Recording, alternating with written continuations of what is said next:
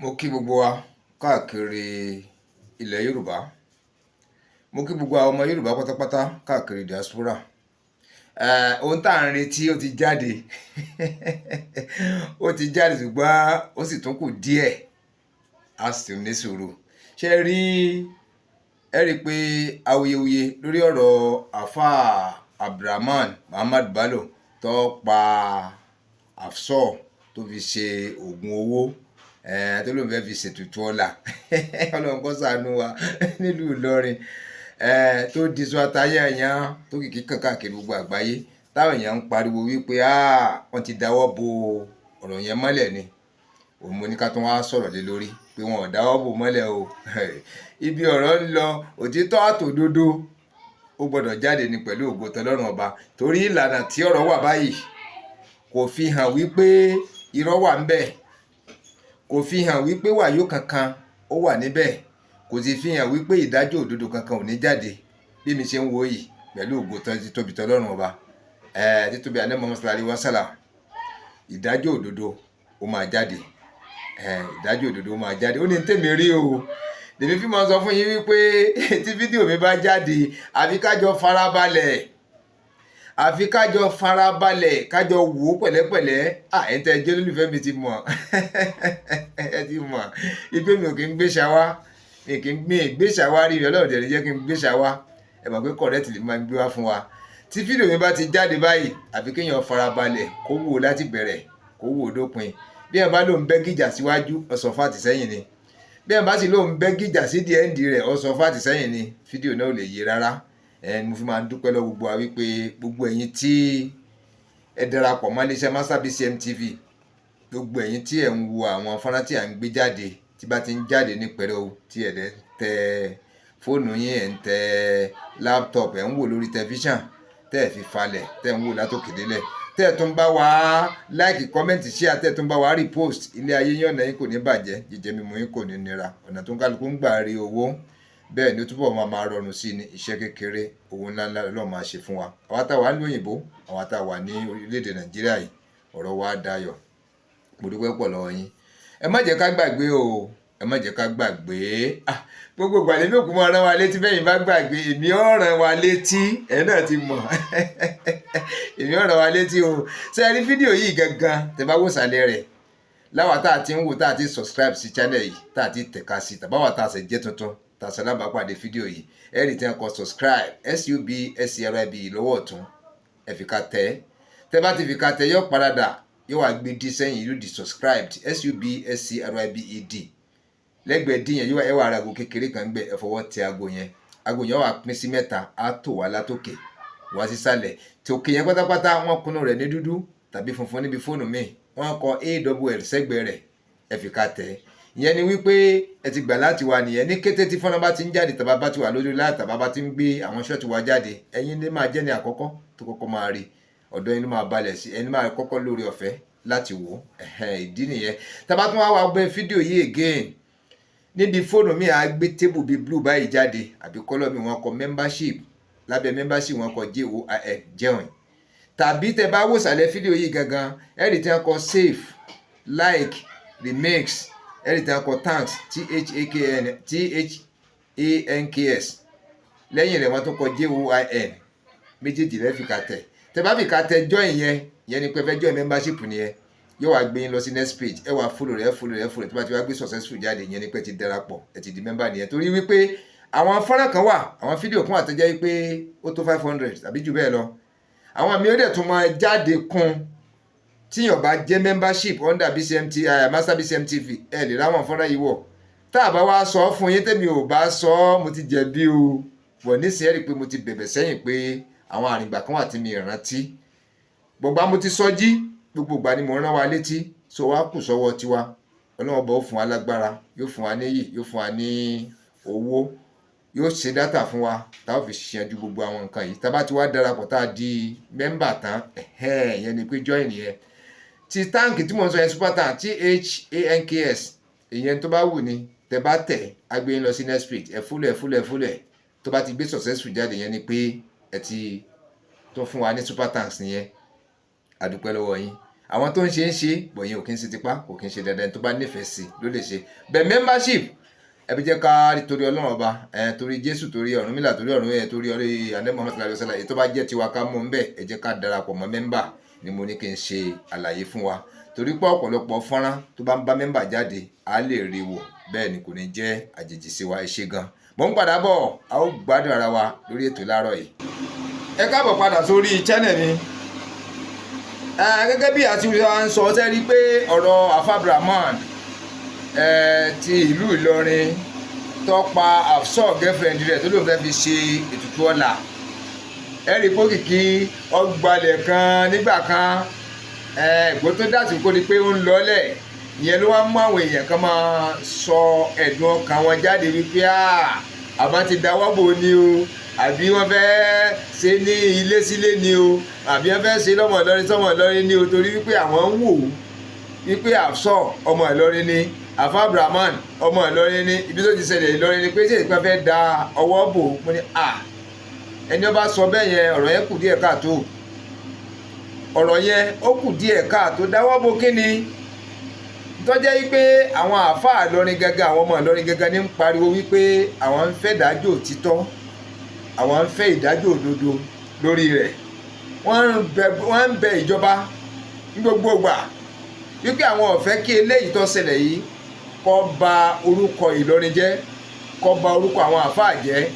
dẹ́n tí wọ́n bá wá tọ̀ bó ti yẹ kí wọ́n tọ̀ tí wọ́n ò rí bó ti yẹ kí wọ́n rìn ẹ̀rí wípé ìtààrò kan ní ó padà ṣẹlẹ̀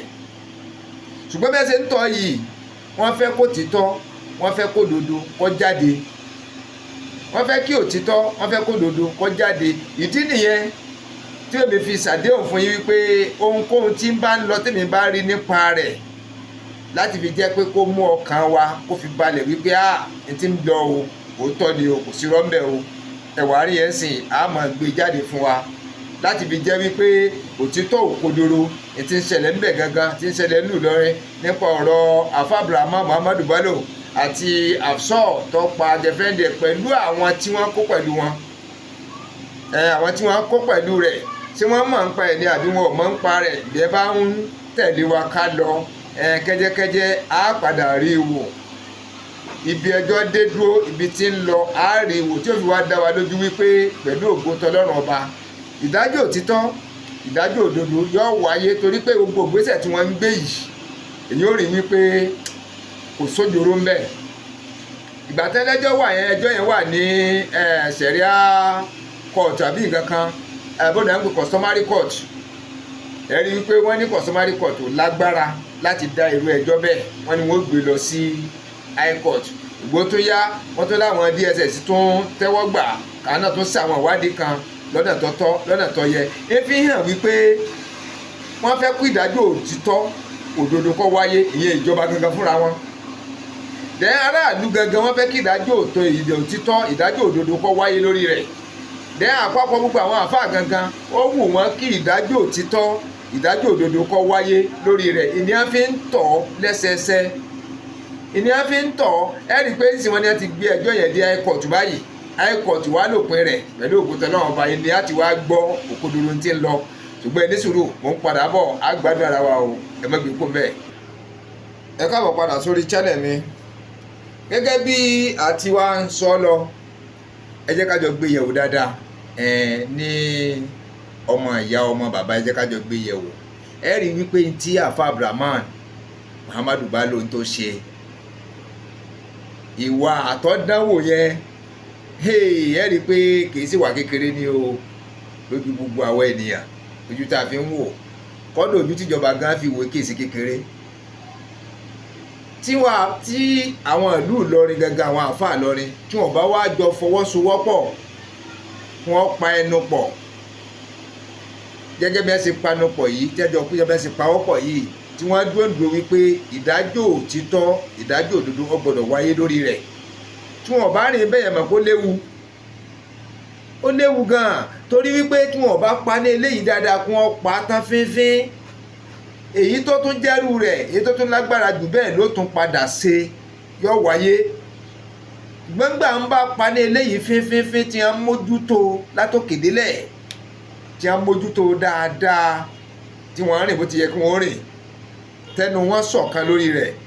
tí wọ́n bá fi léyìí jófin kọ́lọ́nkọ́ gbà fún wa bẹ́ẹ̀ kọ́lọ́nkọ́ gbà fún wọn tí wọ́n fi léyìí jófin tí wọ́n dá síbi tọ́tọ́ tí wọ́n dájọ́ rẹ̀ síbi tọ́ yẹ ẹ wá rí wípé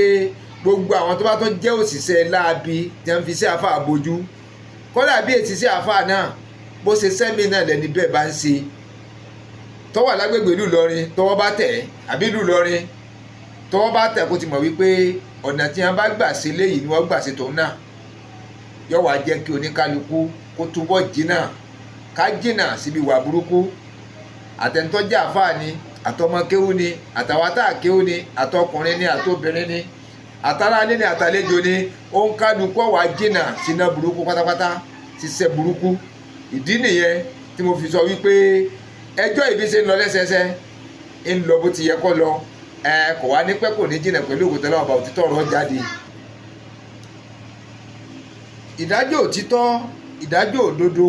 yóò wáyé ká fọkàn balẹ̀ pẹ̀lú òkúta Ọlọ́run ọba ẹ rí wípé mo ní bí bá ṣe ń lọ ní mọ̀ jù sí wa kọ́kàn wọ́n lè balẹ̀ wípé kò sójoro kò sí wàyó pẹ̀lú òkúta Ọlọ́run ọba bá a ti fẹ́ kí ìdájọ́ náà orí ní ti rere nídájọ́ òtítọ́ ìdájọ́ òdodo ní ọ̀padà wáyé lórí rẹ̀ so ẹjọ́ ti wà ní high court báyìí mo wá fẹ́ kẹ́ ẹ tẹ̀lé mi ká náà lọ́wọ́ tí ó ń ṣẹlẹ̀. mo ti ń stáǹdì fún Suleiman Muideen kò sígbà kan tí Abdulrahman fi sọ pé wọ́n mọ̀ sí gbogbo ìgbà láti ìgbà yẹn ló ń sọ pé kò sí ìtọ́mọ̀ sínú wọn kò sí ìtọ́mọ̀ sínú wọn ìfún gbàdá tó wà nílé ẹjọ́ májísírèètì ọ̀nàwó kóun fẹ́ sọ̀rọ̀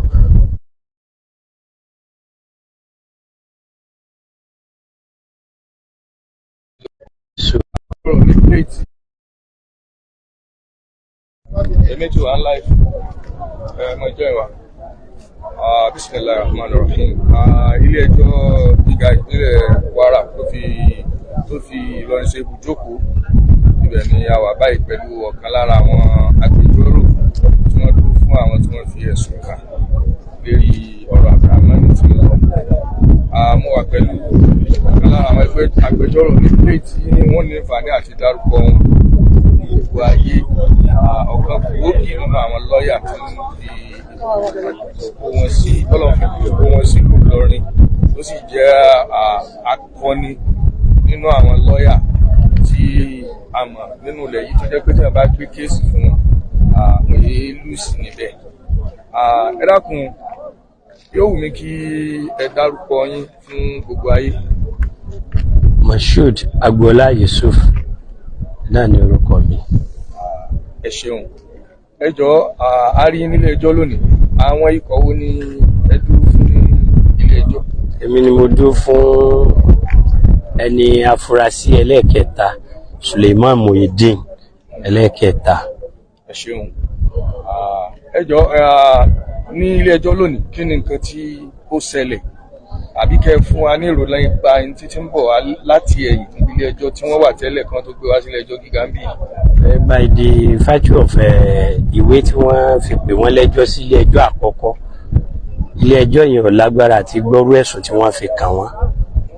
So gbàtàdé wà ní ibẹ̀ láti ìbẹ̀rẹ̀ láti police station ni mo ti ń stáǹdì fún Suleiman Muideen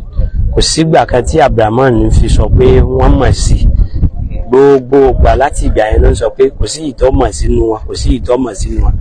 ìfún gbàdá tó wà nílé ẹjọ́ májísírèètì ọ̀nàwó kóun fẹ́ sọ̀rọ̀ ó láwọn yòókù wọn yóò mọ̀ sí òun nìkan lòun dá sí but kóòtù wọn ò lágbára tó a kàn wá ń bẹ̀ láti ọ̀tá wà ń bẹ̀ tá a kàn ń ṣe kéèsì ni bọ̀ inú wa dùn láàárọ̀ yìí pé wọ́n ti gbé wá sílé ẹjọ́ tó lágbára which is high court tó ní jurisdiction wọ́n sì ti bẹ̀rẹ̀ kéèsì náà lénìí fọdàsán wọ́n ti bẹ̀rẹ̀ kéèsì náà lénìí alábàárà tèmi Suleiman Muideen bí mo sọ fún yín pé kò mọ ọwọ́ mẹsẹ̀ ń bẹ̀ tẹ́lẹ̀ tí inú statement àkọsílẹ̀ ẹnu wọn tí wọ́n gbà kalẹ̀ gan ní àgọ́ ọlọ́pàá àti ìtọ̀dọ̀ DSS kò yàtọ̀ pé kò mọ ọwọ́ mẹsẹ̀ bọ̀ pẹ̀lú òfin bẹ́ẹ̀ wọ́n bá ti charge yàn so wọ́n ní ìmọ̀ tí mo fẹ́ pé duty wà fún state láti prove case yẹn beyond reasonable doubt so àwa náà ní duty láti defend the client wa pé kò mọ́ mẹsẹ̀ èèyàn kan lè sọ fún ilé ẹjọ́ pé kò mọ́ mẹsẹ̀ so ẹ láwọn kankan tẹ́ fi bọ́ pé kò mọ́ mẹsẹ̀ tí ò fi jọ mọ́ mẹsẹ̀ rẹ. bí òwe Yorùbá tán ní ìtọ̀sẹ̀ ló lọ́yọ̀ọ́. ìtọ̀sẹ̀ lọ́lọ́yọ̀ so ẹ wá sọ kankan lẹ́ẹ̀kan tí mo fẹ́ ṣàtúnṣe rẹ̀ kò sí lọ́ọ̀yà tí ò lè lù sí o Ọlọ́run nìkan ni kì í lù sí understand strength of the case ni máa ń determine bẹ́yìn ó lù sí àbẹ́yìn ò lù sí kọ́lá bọ́ bá mọ̀ pé òun ni ọ̀gbọ́n lọ sọ fún ẹni tó fẹ́ bá ṣe kéèsì pé ẹ̀hún ẹ̀nì you can't determine mind of the court lọ mọ ẹni tó fẹ́ ṣe so náà ni táwọn náà bá ṣàṣìṣe ẹ̀dá ní ilé ẹjọ́ kòtẹ́milọ́rùn fi dé pàlẹ́ kẹta. ní tèmi tẹ́ ń sọ̀rọ̀ lé lórí àwọn ìtẹ́ ti ṣe sẹ́yìn ni. Ọlọ́run ti fún wa láwọn àṣeyọrí kọ̀ọ̀kan ṣe ibi tá a bá lulẹ̀ àní sọ fún yín èyí tí ọba dá lásọ tó Ọlọ́run nìkan lè láì kàmọ́ lòun nìkan ni wó bí ó ṣe lọ. Ọlọ́run bá ní kí á ní ìbàní àti rí àwọn agbẹjọ́rò fún àwọn tí ó kù gẹ́gẹ́ bí àtìlẹ́yìn. the latest thing tí inú wa sì dùn sí tí ọba dá wa dúró láàárọ̀ yìí ni pé tábìlámọ́ ni ọba ní lọ́ọ̀yà àní lọ́bì kankan kọ́ bá àjọ̀dún kan wọn ò ní bẹ̀rẹ̀ kése but God so good èèyàn kan ti wá láti ilẹ̀ Yíbò lọ́ọ̀yà kan ti wá láti ilẹ̀ Yíbò ó wá represent Abdulrahman so inú gbogbo wa dùn torí gbogbo wa ti fẹ́ orí lánàá pé báwo la ṣe fẹ́ ní ẹ̀dùn ìlérí kéèsì tí ó bá ti sí representation fún Abdulrahman but we are happy pé a lawyer came from east so ọwá ó dẹ̀ ti represent ẹ̀ ó dẹ̀ announce fún kóòtù pé pro bono ìdáhùn pé pro bono pé ọ̀fẹ́ lòun fẹ́ ṣe kéèsì náà pé kí wọ́n kọ́ kalẹ̀ pé ọ̀fẹ́ lòun fẹ́ ṣe kéèsì náà so inú wa dùn pé kéèsì wa yọ yà. wọ́n sún síjọ́ keje oṣù karùn-ún so 7:30 so gbogbo aládẹ̀bẹ̀ ilé ẹjọ́ kan bá wa bẹ àwọn ìjọba pé kán kó gbogbo ẹlẹ́rìí wá tí wọ́n bá mọ̀ pé yóò wúlò bí kéèsì náà kan kó wá so adájọ́ sì ti pàṣẹ bẹ́ẹ̀ pé kí wọ́n kó àwọn ẹlẹ́rìí wọn wá so tó mìíní pé iṣẹ́ ń bẹ ń jọ́ náà tààrà so ẹjọ́ náà pẹ̀lú bí ṣe ń lọ yìí kò ní pẹ́ mọ́ tí ìdájọ́ òdodo fi ṣẹlẹ̀. ẹ ṣeun ga dúpẹ́ fún yín Ọlọ́run ó bá wa sẹ́yìn lẹ́sàn-án rẹ̀ tí ọlọ́run bá ní ká ní ìwà. kí náà kí ni orúkọ adájọ́ tí wọ́n gbé ẹjọ́ rẹ̀ sí lọ́wọ́jú rẹ̀. Justice Ajayi ilé ìlú olófò Justice. tọ́ kí Ọlọ́run bá ní kí gbogbo ẹni tí ẹ wò wá káàkiri gbogbo ayé tá a bá ní ìfàní àti rí àwọn lọ́ọ̀yà yòókù tí wọ́n dúró fún àwọn tí wọ́n mú papọ̀ mọ́ Abdulrahman láwọn tí wọ́n fẹ̀sùn kàn á try láti jẹ́ kí gbogbo ayé orí pẹ̀lú gbọ́lá àmọ́ fún ìfà ní pé àti ìwọ̀n náà ká mọ̀ dáwọn èèyàn dúró ẹ jẹ́ ká mọ̀ fi lọ́ọ̀yà ṣé lọ́ọ̀yà àwọn ìrúkùn yẹn wà lára jù.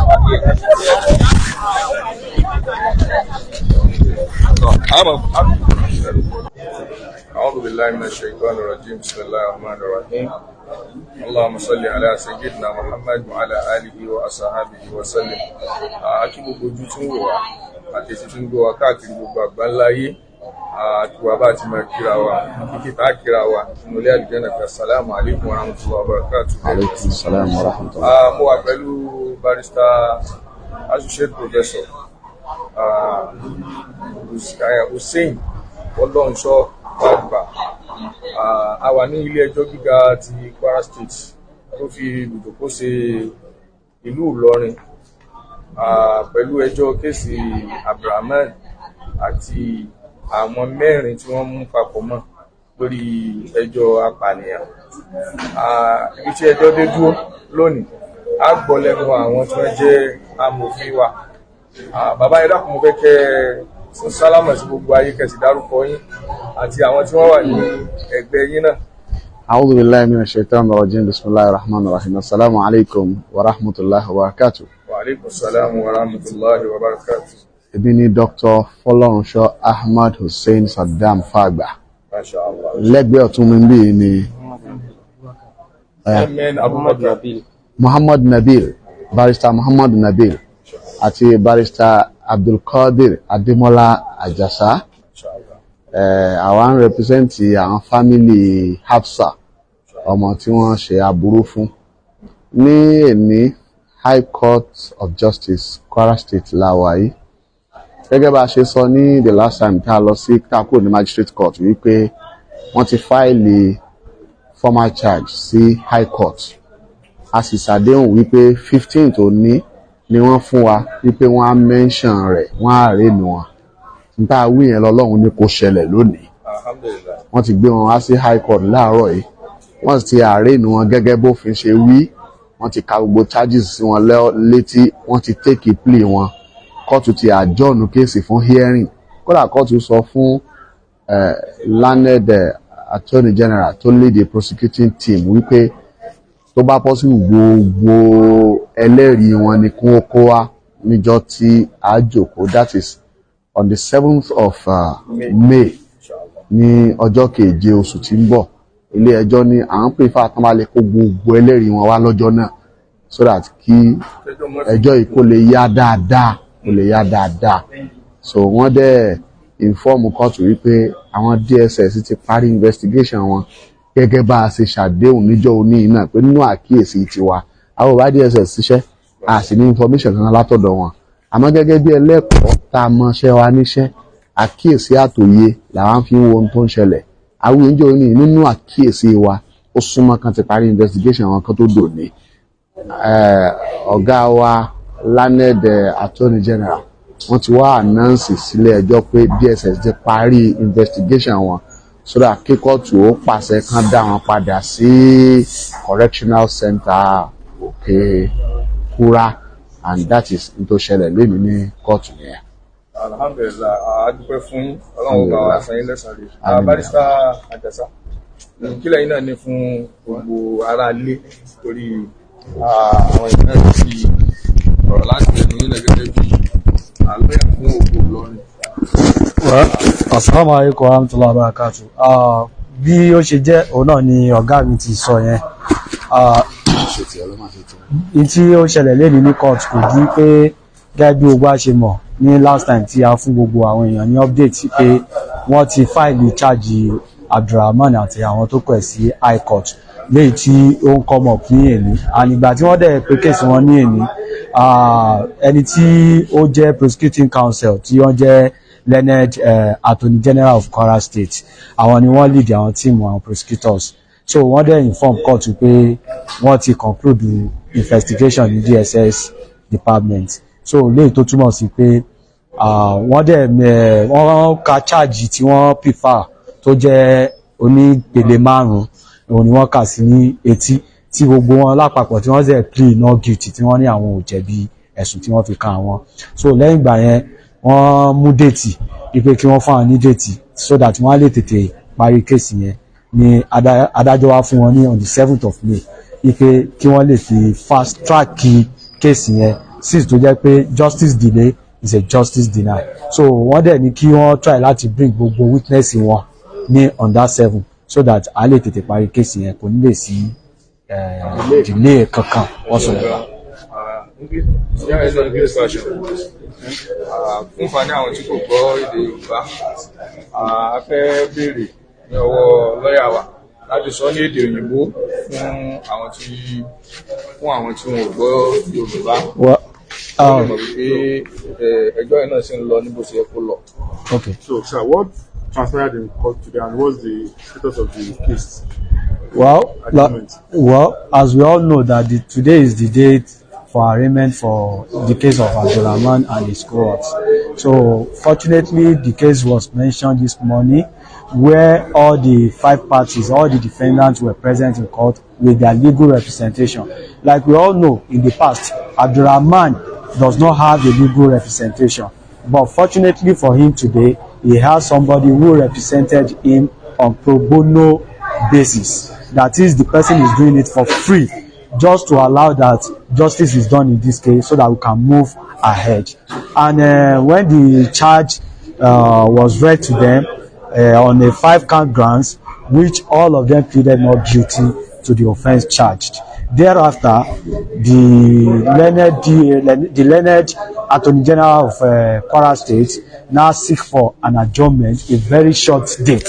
within which to bring all their witnesses so that they can commence the trial proper. So, which at the end of the day, the case was adjourned to 7th of May 2025. and the court ordered that if possible they should bring all their witnesses on that very day so that we can conclude the case on time.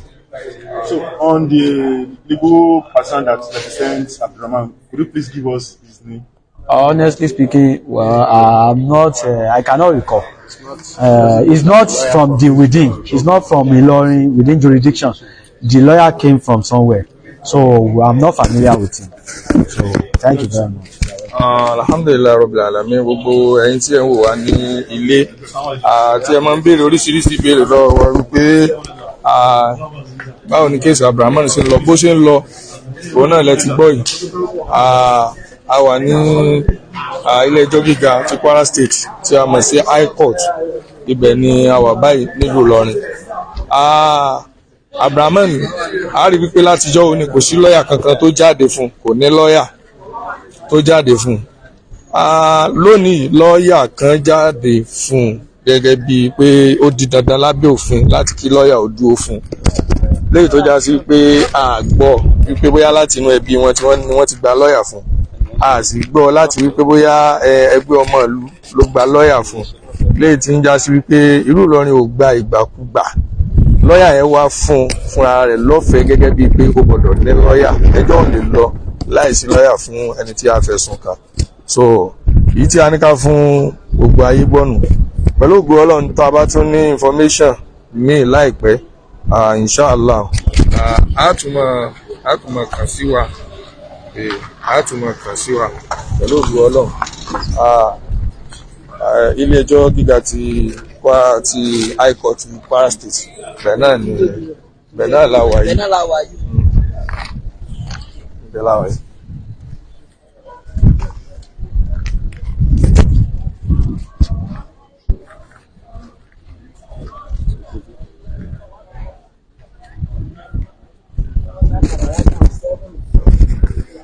So kéèsì ti adjourn sí on the 7th. Ilé ẹjọ́ ti fún wọn ní on the 7th of May wípé kí ẹjọ́ ilé ìyá gbogbo ẹ̀rí tí wọ́n bá ní níjọ́ náà kí wọ́n kó wá káwọn lè tètè ṣe ìdájọ́ wọn ní kánmọ́kánmọ́ pé ẹjọ́ yìí èsì ẹjọ́ tó gbọdọ̀ pẹ́ńlẹ̀. Àmọ́ ìbílẹ̀ ìdágbére fún anága, assalamu alaikum wa rahmatullahi.